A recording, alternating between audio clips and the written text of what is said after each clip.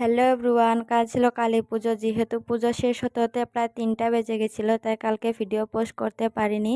আর আমাদের প্রতি বছরে 14 পুরুষের নামে বাতি জ্বালানো হয়, আর সেই কাজটা বাবাই করে, যেহেতু বাবা ঘরের বড়। তারপর আমরা সবাই মিলে মন্দিরে চলে গেছিলাম। সেখানে গিয়ে সন্ধ্যাবেলা গান হচ্ছিল, সেটাই শুনছিলাম। গানটা তোমরা অল্প শুনে নাও।